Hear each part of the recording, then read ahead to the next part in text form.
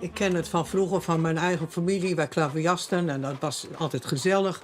Vrienden van mijn kinderen en daar de ouders van. En gewoon mensen, het was gewoon een hele gevarieerde groep van mensen van heel verschillende leeftijden en ook van heel verschillende achtergronden.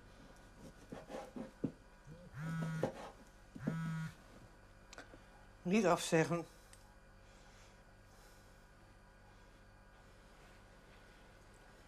Niks aan de hand. Nou, helaas, Willem is ziek, maar applaus voor Trix, dat is onze heldin. Daarom zijn we nou weer met z'n 12. Nou, verder, ik heb geprobeerd om het allemaal zo mooi mogelijk voor jullie te maken met nieuwe kaarten, goede kleedjes, goede temperatuur. Dus ik hoop dat dit allemaal goed is zo. Verder heb ik ook een speciale playlist gemaakt met allemaal prachtige muziek wat met kaarten te maken heeft. Oh nee. Oh ja. Zit hij er ook bij? Hè? Het spelkaart? Het spelkaarten zit er ook bij. Nee! Oké, nou, de winnaar, die zal zich wellicht niet onder ons bevinden. 11, 21. Je neemt kaarten wel heel ruim. Ik bedoel, dit gaat over klavers. Nou ja, Crimson en Clover. Ja. Ja, dat valt niet mee om iets te zoeken hoor. Je moet ook nog een beetje te praten. Echt om te huilen. Die is voor jou? Nee, die is voor mij. Oh ja. Oh shit. Die is voor mij. Jij weer. Oh, jij moet weer delen. Ja, Ja, er zijn 4 spelletjes gehad. Ik heb gekozen. Ik heb nog niet gedronken, dat merk je dan weer. Hè? Ja, ik ook. Ja, ik ook niet hoor. Nee, nou, Zullen we na deze maar aan de drank gaan? Want anders komt het niet goed met ons. Ik hou even bij koffie. Wat is er met jou aan de hand? Niks, maar nou, ik ben net uit bed. Dus. Jij moet nog wakker worden. Ja. oh ja, je kunt wel logeren als je wil, maar ik moet morgen heel vroeg op. Oh, Dat je het weet. Ja, Ja. dat ik dat weet. Ja, oh, Ja, dat maakt niet uit. Je kunt er gewoon. Ik kan weggaan en je kunt de sleutel op de briefbus doen. Dat weet ik nog niet. Maar dat je in ieder geval weet. Ja, weet ik. Misschien ga je wel winnen, Wil. Je hebt goede scores. Ja, nou vooral het eerste potje. Hè. Maar ja, jullie is ook natuurlijk. Nou, we zullen eens zien. Het zal, mag in het zal in de krant doen.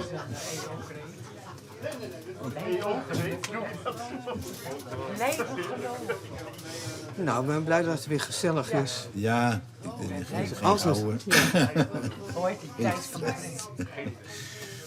Nou, mensen moeten gewoon een beetje elkaar. Geen idee. Een beetje tolerant zijn over elkaar. Deze was een krant. Nee. Oh, sorry. Nee, als het niet over sport gaat, dan boeit het niet zoveel. Blijf geloven. Oké, de halve wereld in de brand staat, Rusland, gek geworden is, net als Israël. Het zal ook gebeuren als ik het wel volg. Dat gebeurt toch elke dag? Dat is helemaal geen nieuws. Oké. Het is alleen maar... Het is ook zo'n opportunistisch spel. Dat, iedereen kan, als je het nou goed kan of niet, iedereen kan wel. Als je een kutkaart hebt, dan win je gewoon niet. Dan kun je nog zo goed spelen. Nee, ja, een slechte kaart. Hè. Niks aan doen.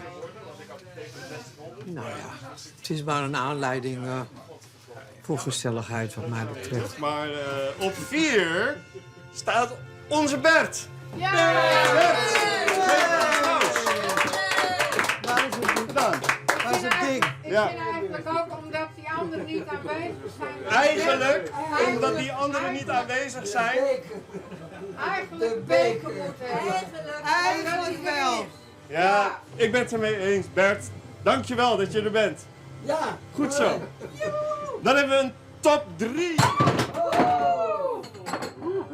Wat gebeurt er? Doet het nou?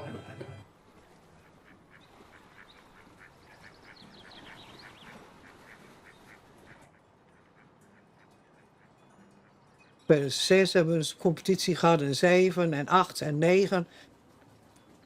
Vanaf 2010 heb ik een tijdje niet gedaan.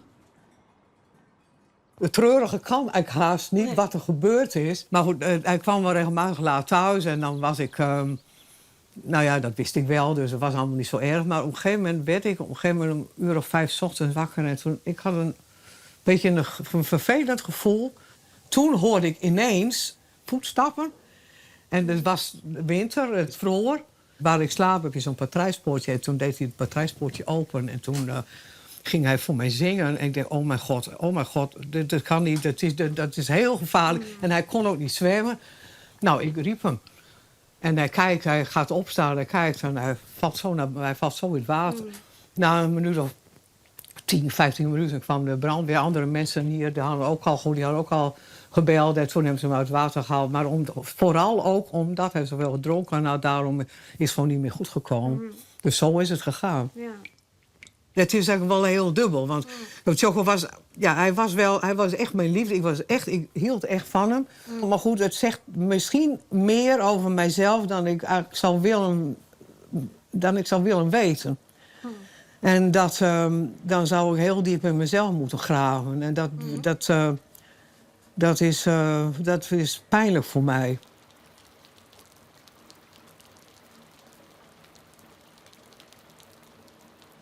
In 2016, toen hebben we weer eens een reunie gehad. Oh, het was toch zo gezellig, het klaverjassen. Nou, zullen we dat weer eens doen? En dan had je ook dat mensen zeggen, ja, dat is goed, ik organiseer het wel. Dat zeggen ze dan, maar dat gebeurt eigenlijk dat dan meestal niet. Dat is mooie tijd. Goedenavond, hoe is het met jullie? Ouderwets, hè? Hé, mooi, kom maar in.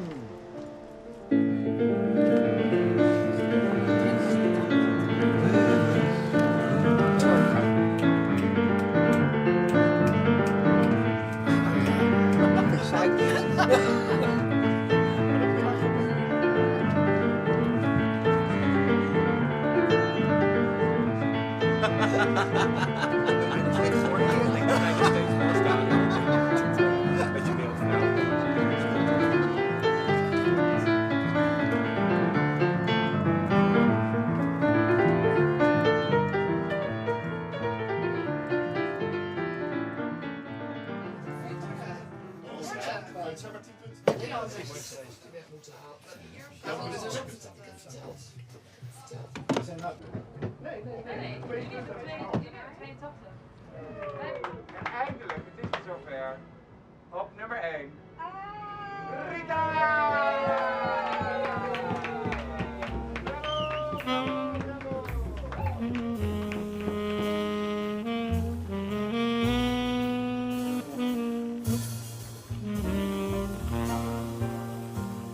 Als je speelt wil je wilt wel winnen, dat natuurlijk wel.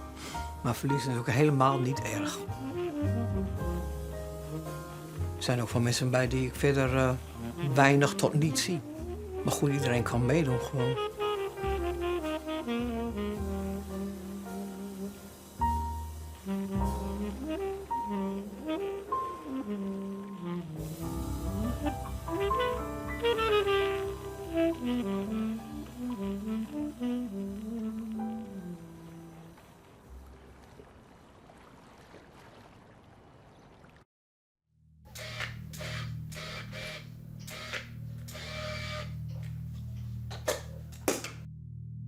Dus allebei naar mij.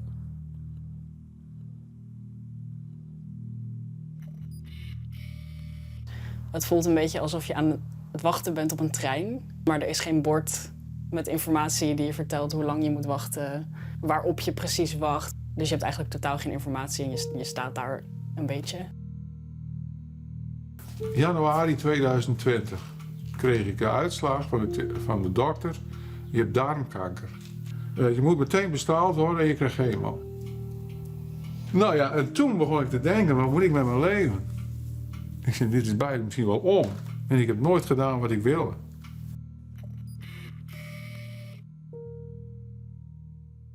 Hoe lang sta je op de wachtlijst? Een jaartje. Een jaartje? Denk ik. Dat is al best wel een tijd. Ja, dat is best wel een tijd, ja. Hoe vind je dat om zo'n tijd te moeten wachten tot je aan de beurt bent? Het is wel moeilijk, want je wil wel het liefst zo snel mogelijk dat hebben gedaan. Ja. Je wil zo snel mogelijk gewoon aan de beurt zijn. Ja. Dat kan ik me heel goed voorstellen. Zo voelde ik me ook wel. Ja. Elke dag is eigenlijk te lang, hè? Ja, dit wel heel erg lang. Ja. En hoe gaan de kinderen, je klasgenootjes en de leraren ermee om? Ze vinden het wel heel gewoon. Ja, ze noemen wel gewoon altijd al Maartje en zo. En ja, ze zouden me denk ik nooit meer mijn voornaam noemen. Mhm. Ja, soms gebeurt dat per ongeluk, maar ze gaan er wel goed mee om. Dat is heel fijn. Het is ook heel gewoon, toch? Ja. En ik ga jou zo fotograferen. Wat vind je daarvan? Leuk. Ja? Ja, Niet spannend of een klein beetje? heel klein beetje. Ja. En is dat lang geleden al dat je erachter kwam? Of hoe wist je het altijd Ik al? wist het al wel wat langer thuis. En ik denk dat ik het al een jaartje of 1,5 op school of zo een beetje heb. Dat ik dat heb gezegd. En kijk nu maar naar mij. Ja, mooi. En wat vind je leuk om te doen allemaal? Dansen. En musicalles. Ja.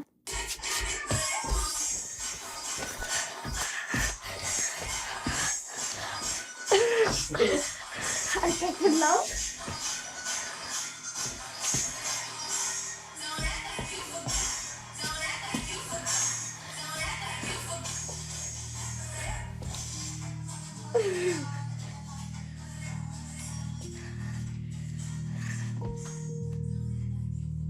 Dit was trouwens een optreden.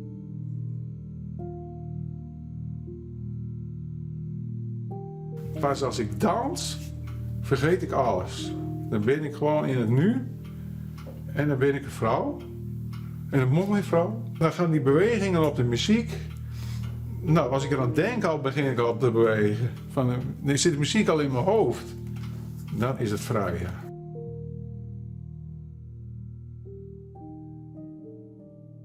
Hey Frederik, hoe lang sta je nu op de wachtlijst? Sinds oktober vorig jaar. En ik heb even gemaild met ze. En het zou ongeveer 36 weken zijn, de wachttijd. En dat is vrij snel. In Groningen bij het UMCG was het al 2 jaar wachten. Ja. Maar bij de vaart in Assen is het nog geen jaar. Dus dat scheelt. En ik stond al hoog op de lijst, dus ik ben gekluisterd aan mijn telefoon. Als ze bellen, dan neem ik gelijk op. Ja, want dan zit er inmiddels bijna een jaar wel op. Dus Het zou ongeveer deze eind mei, begin juni zijn dat ze bellen. Spannend. Dus, en dan wacht nog. Dan krijg je een intakegesprek. En dan kan de behandeling nog wel eens 30 weken duren. Precies, dan begint het wachten eigenlijk weer een beetje opnieuw. Ja.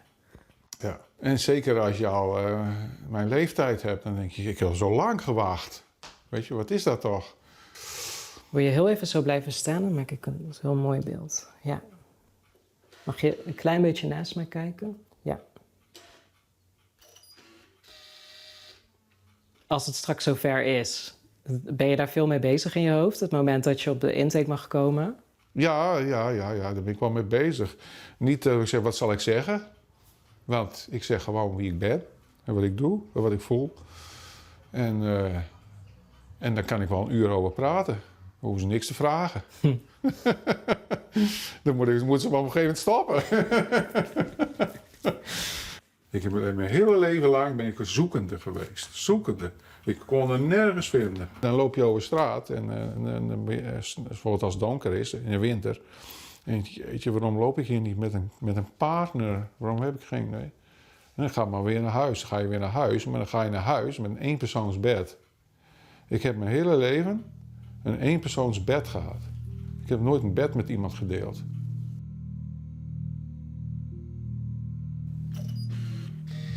Mooi. Kan je nu eens naar mij kijken? Ja, mooi. Ben ik net de ogen dicht natuurlijk. Volgens mij net niet. Als kind was ik altijd heel erg jaloers op jou, omdat jij wel wat stoerdere kleding droeg en zo. Ja. Knipte mijn haar af ja, en zo. Haar. Ja. En daardoor had ik altijd heel erg het gevoel van, oh nee, maar dat kunnen we niet allebei doen. Dus dat kon ik dan niet of zo. Ja, we zijn zo erg opgegroeid en neergezet als niet alleen de tweeling, maar als de meisjes. De meisjes, ja.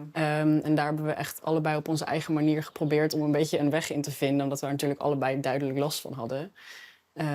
Door op sommige momenten dat dan maar proberen te zijn. En op sommige momenten dat heel erg niet proberen te zijn. En dat ging bij ons allebei ook echt enorm heen en weer.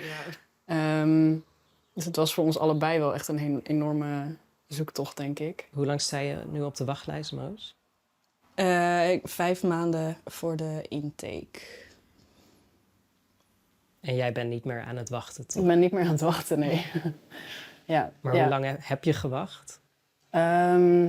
Nou, ik denk als ik alle wachttijd bij elkaar optel, dat ik tegen de 25 maanden aan zit.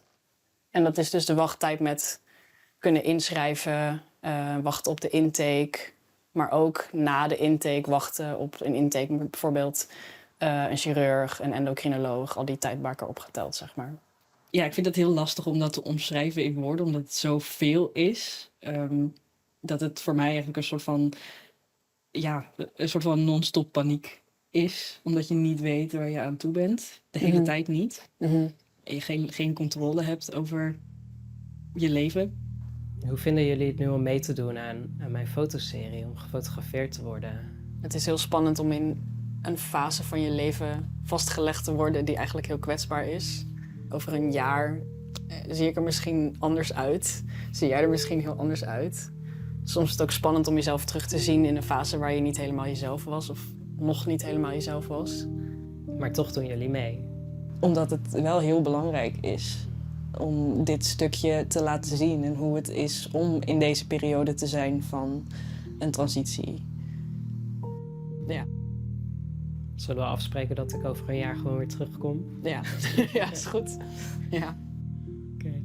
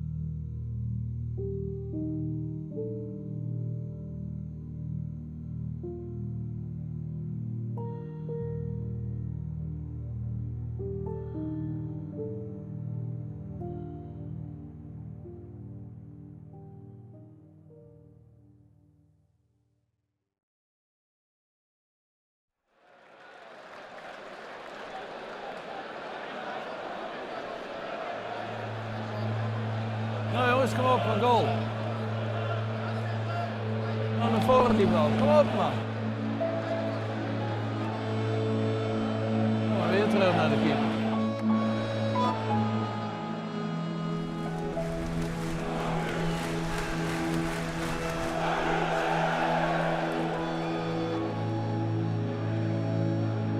Mooie bal. Dames en heren, mededeling aan de toeschouwers. Er zijn er vanavond 9.683. Ja, ik telt en ik kwam op 84. Hoe kan dat nou?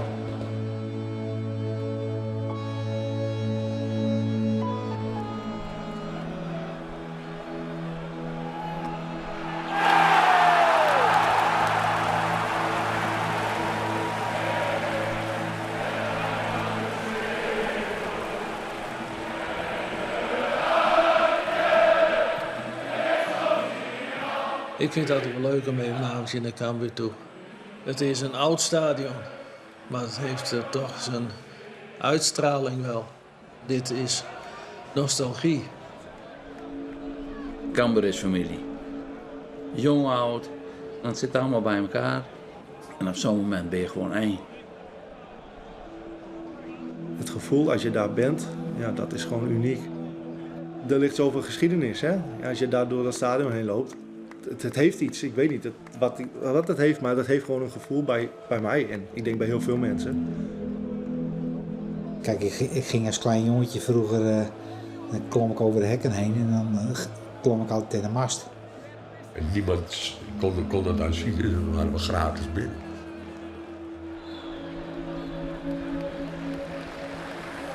Hoe is het met je? Heel aardig. Heel aardig? Ja, het Parkinson is wel aardig rustig. Beetje onder... Ja, oké. Oh, goed zo. Ja, ik boks 2 keer een uur in de week. Ja, dat deed je toen ook Dat al. heb ik wel baat bij. Ja, dat is goed zo. Je komt hier ook al 60 jaar natuurlijk. Minstens.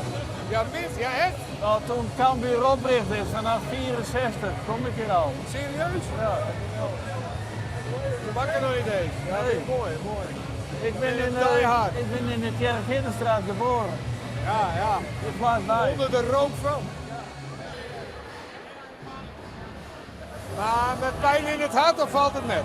Nou, kijk, dit stadion heeft wel wat. Ja. Had voor mij wat verbouwd mogen worden, maar Ja. straks, als we 2 keer een nieuwe stadion geweest hebben, dan winnen we dit ook weer. Zo weer vergeten. Dus komt die sfeer ook wel weer in. Maar het is een mooi stadion hoor. Ja, ik vind het heel mooi. Dames en heren, wissel bij Helmond Sport. De speler met nummer 14, Mohammed Mahali, is vervangen door de speler met nummer 7, Jozef Amuzu. Zitten! Het is vooral gewoon de plek in de wijk die het maakt. Hier had ook een nieuw stadion gebouwd kunnen worden en dan was veel hetzelfde gebleven. Dit stadion zit gewoon vaak bijna vol. Bijna 10.000 mensen. En straks zitten er natuurlijk veel meer. Tenminste, er kunnen veel meer in. Dus ik hoop ook dat het gevuld wordt. Ja, je neemt toch afscheid van een stukje historie wat daar ligt. Hè. En, ja, straks gebeurt daar niks meer. Ik denk niet dat ik er heimwee naar krijg of het erg ga missen. Maar er zullen vast momentjes zijn dat iedereen nog wel eens even aan het oude stadion terugdenkt. Die laat niet skiën, jongen.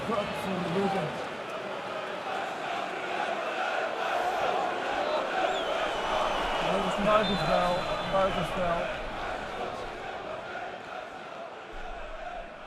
Soms dan gaat het van binnen helemaal zo heen en weer. En daar zie je niks van, maar ik voel het wel. Het kost je zoveel energie. Ik ben ook vaak in de pauze naar huis gegaan. Maar dan zat ik zo te schudden en ik denk, ik ga weg. Spanning, hè? Spanning, kou en vermoeidheid. Dat zijn 3 factoren die op het Parkinson werken. Dan schud ik helemaal. Ik heb het er heel moeilijk mee gehad.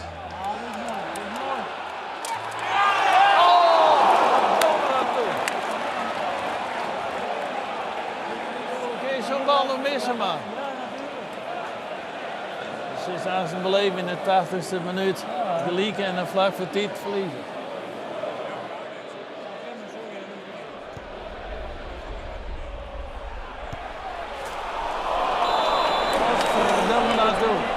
Daar is het, hè? Maar het staat eraan te komen.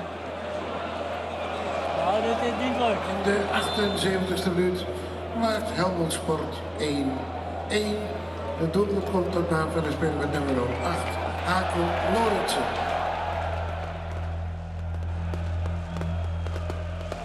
Ah, wat is dit nou, man? Godverdomme naartoe. Jezus. Dit is ook idioot, man. Beste supporters, namens de club verzoeken we jullie om te stoppen met het afsteken van vuurwerk en het zeker niet op het veld te gooien. Jullie schaden de club hiermee, dus alsjeblieft stop hier direct mee.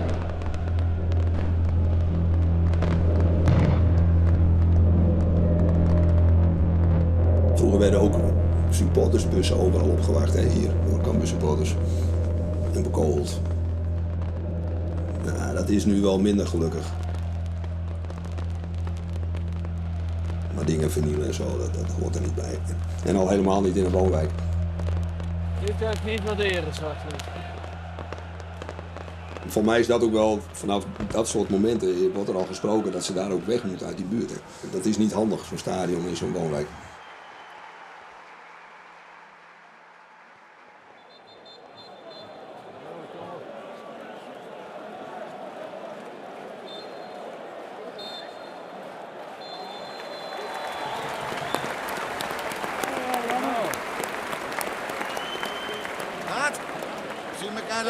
overkant wel, niet of niet? Zeker, hè? Ja, denk ik. Dat moet aan de overkant, hè? Ja, wij zitten volgend jaar op Oost. Ja, Ja. ja ik ook. Nou, we zien elkaar daar. Ja. Dit was de laatste wedstrijd ooit aan het Cambuurplein. En daarom gaan we direct hierna op gepaste wijze afscheid nemen van ons mooie Cambuurstadion.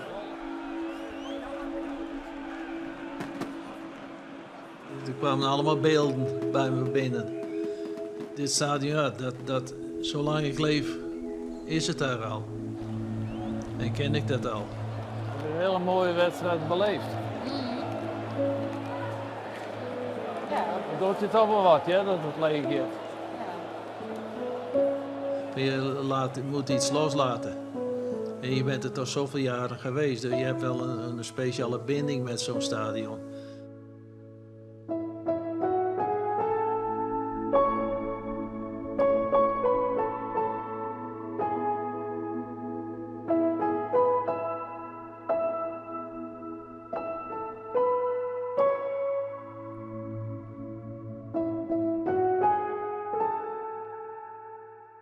Het is tijd voor iets nieuws en dat staat eraan te komen.